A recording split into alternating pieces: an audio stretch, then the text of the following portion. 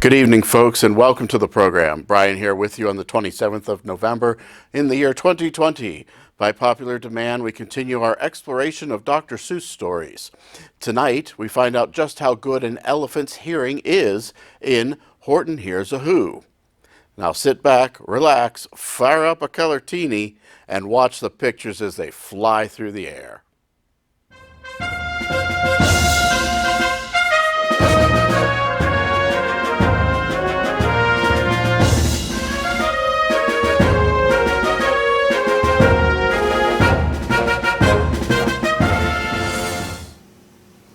On the 15th of May, in the jungle of Newell, in the heat of the day, in the cool of the pool, he was splashing, enjoying the jungle's great joys, when Horton the elephant heard a small noise. So Horton stopped splashing, he looked towards the sound. "That's funny," thought Horton, "there's no one around." Then he heard it again, just a very faint yelp, as if some tiny person were calling for help. "I'll help you," said Horton, "but who are you? Where?" He looked and he looked. He could see nothing there, but a small speck of dust blowing past through the air. "I say," murmured Horton, "I've never heard tell of a small speck of dust that is able to yell. So you know what I think? Why, I think that there must be someone on top of that small speck of dust. Some sort of creature of very small size, too small to be seen by an elephant's eyes. Some poor little person who's shaking with fear that he'll blow in the pool he has no way to steer. I'll just have to save him because, after all, a person's a person, no matter how small." So gently and using the greatest of care, the elephant stretched his trunk through the air, and he lifted the dust speck and carried it over and placed it down safe on a very soft clover. "Humph," humped a voice. 'Twas a sour kangaroo, and the young kangaroo in her pouch said, "Humph," too. "Why, that speck is as small as the head of a pin. A person on that? Why, there never has been."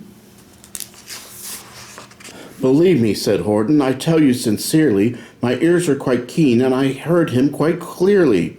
I know there's a person down there, and what's more, quite likely there's two, even three, even four. Quite likely a family, for all that we know, a family with children just starting to grow. So please," Horton said, "as a favor to me, try not to disturb them, just please let them be." "I think you're a fool," laughed the sour kangaroo. And the young kangaroo in her pouch said, "Me too. You're the biggest blame fool in the jungle of Newell." And the kangaroos plunged in the cool of the pool. "What terrible splashing," the elephant frowned. "I can't let my very small persons get drowned. I've got to protect them, I'm bigger than they." So he plucked up the clover and hustled away. Through the high jungle treetops, the news quickly spread. "He talks to a dust speck, he's out of his head. Just look at him walk with that speck on the flower." And Horton walked worrying almost an hour. "Should I put this speck down?" Horton thought with alarm. "If I do, these small persons may come to great harm. I can't put it down, and I won't. After all, a person's a person, no matter how small." Then Horton stopped walking. The speck voice was talking. The voice was so faint he could just barely hear it. "Speak up, please," said Horton. He put his ear near it. "My friend," came the voice, "you're a very fine friend. You've helped all us folks on this dust speck no end. You saved all our houses, our ceilings and floors. You've saved all our churches and grocery stores."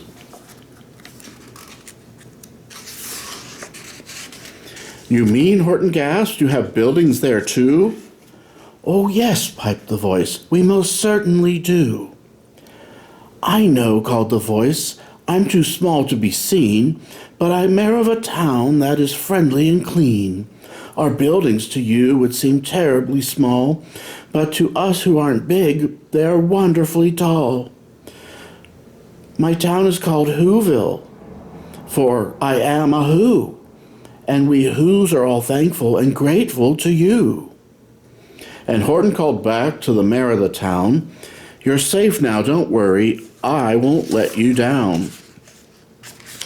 But just as he spoke to the mayor of the speck, 3 big jungle monkeys climbed up Horton's neck. The Wickersham brothers came shouting, "What rot! This elephant's talking to Whos who are not.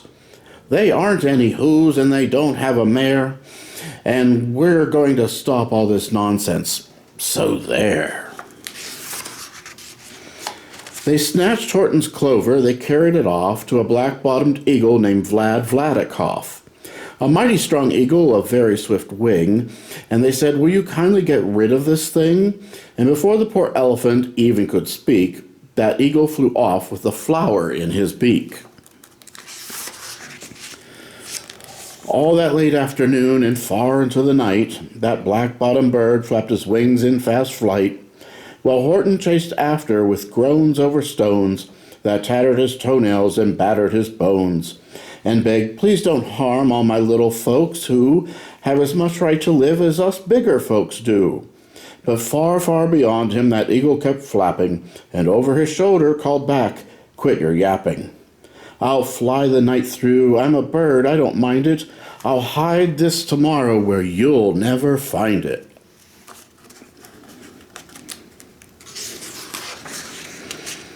And at 6:56 the next morning he did it. It was sure a terrible place that he hid it.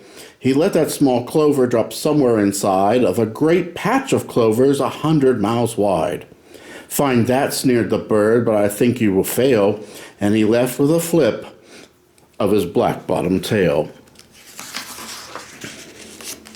"I'll find it," cried Horton. "I'll find it or bust. I shall find my friends on my small speck of dust."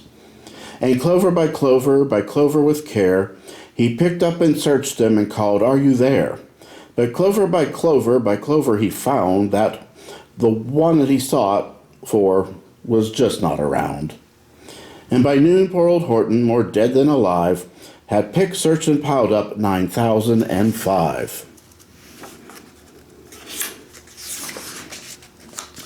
Then on through the afternoon, hour after hour, till he found them at last on the 3 millionth flower. "My friends," cried the elephant, "tell me, do tell, are you safe, are you sound, are you whole, are you well?" From down on the speck came the voice of the mayor. "We've really had trouble, much more than our share. When that black-bottomed birdie let go and we dropped, we landed so hard that our clocks have all stopped.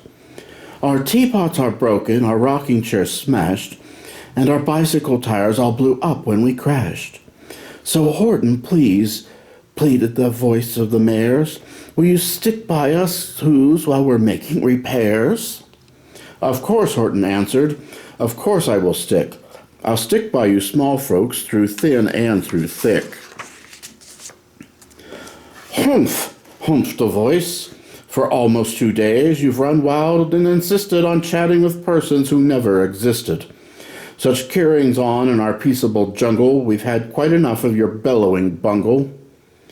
"I'm here to state," snapped the big kangaroo, "that your silly nonsensical game is all through." And the young kangaroo in her pouch said, "Me too." With the help of the Wickersham brothers and dozens of Wickersham uncles and Wickersham cousins and Wickersham in-laws whose help I've engaged, you're going to be roped and you're going to be caged. And as for your dust speck, that we shall boil in a hot steaming kettle of bezelnut oil.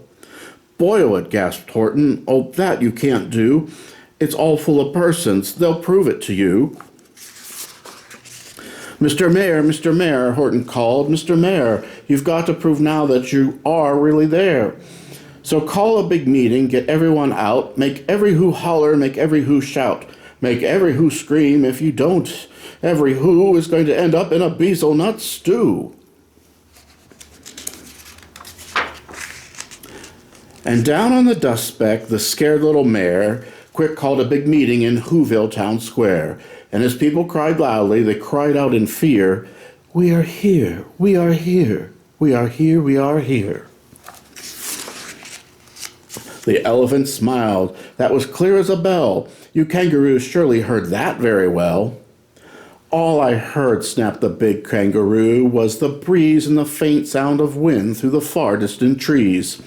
I heard no small voices, and you didn't either, and the young kangaroo in her pouch said, "Me neither." "Grab him," they shouted, "and cage the big dope. Lasso his stomach with 10 miles of rope. Tie the knots tight so he'll never shake loose. Then dunk that dumb speck in the bezel nut juice." Horton fought back with great vigor and vim, but the Wickersham gang was too many for him. They beat him, they mauled him, they started to haul him into his cage, but he managed to call, "To the mayor, don't give up, I believe in you all. A person's a person, no matter how small. And you very small persons will not have to die if you make yourselves heard. So come on now and try." The mayor grabbed a tom-tom, he started to smack it, and all over Whoville they whooped up a racket.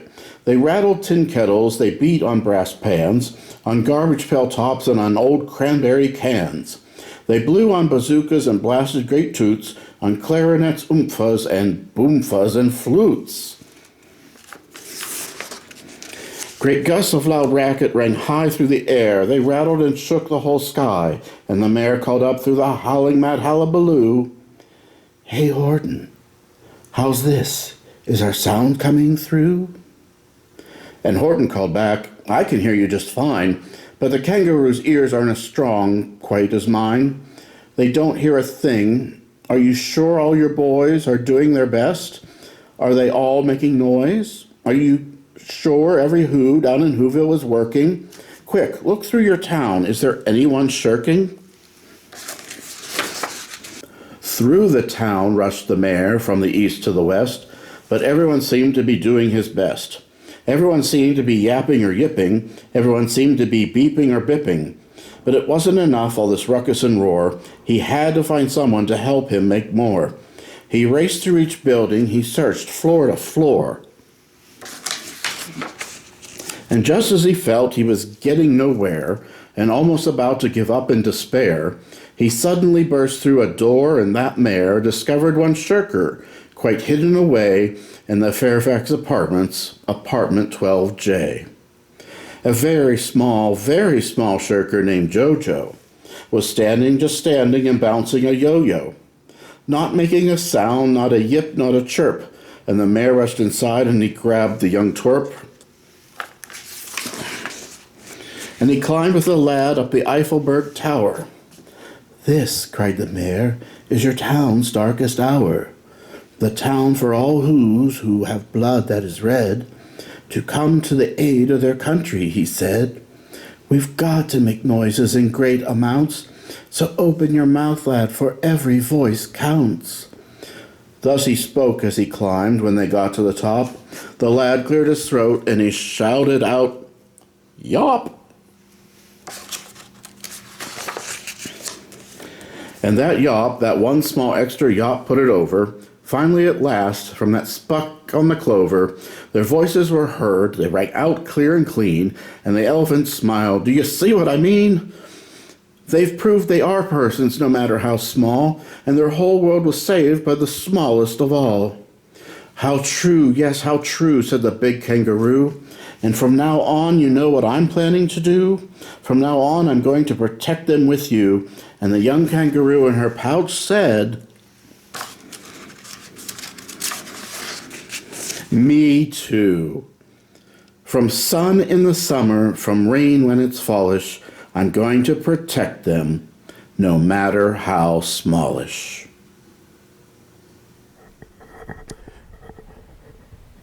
Well, there you have it. Quite a long story from Dr. Seuss, probably one of his longest, but it is a good one. You may remember from last time, our friend Horton is kind-hearted, unsuspecting, and persistent, and certainly represents that an elephant is faithful 100%. This time out, our large, loving, and lovable friend functions as sort of a god figure. and he hears a sound that the other animals cannot. They cannot hear the cries coming from Whoville, but Horton can. The entire world of the Whos fits on a speck of dust so small that even Horton can't see them. But with his faith, he knows they are there and takes up the mission of protecting them. As he says, a person is a person, no matter how small. The others make fun of Horton for his belief and even cage him. Horton desperately cries out for the Whos to make the loudest noise possible so all may hear. Of course, this doesn't happen until the smallest Who joins in. Whoville ends up saved. Can we identify with the Whos?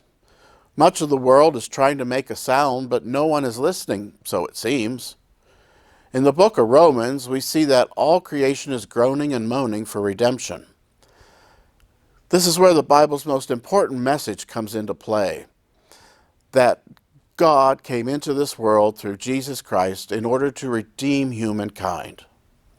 We can live with the confidence that although on earth our cries fall on deaf ears, the God who knows even the tiniest sparrow hears us, just like Horton did. Humanity and all of God's creation is important to God, not just some people or some things. We humans are to be faithful stewards of this creation. We must care for the world and not submit to forces that tend to destroy the wholeness of God's creation. Always keep in mind a verse from Psalm 24. The earth is the Lord's and all that is in it. We don't own the world, but as God's stewards, we must hear and respond to the world's cries. Let us be like Horton and always be listening for cries that others are not yet able to hear. Let us step in and make a difference. Also, let us be like the Whos and remember no matter how weak our cries may be, God is listening. Well, folks, happy Thanksgiving to you all. That about does it for our story. Until next time, remember every day is a blessed day. From the Covenant campus in downtown Butler, good night.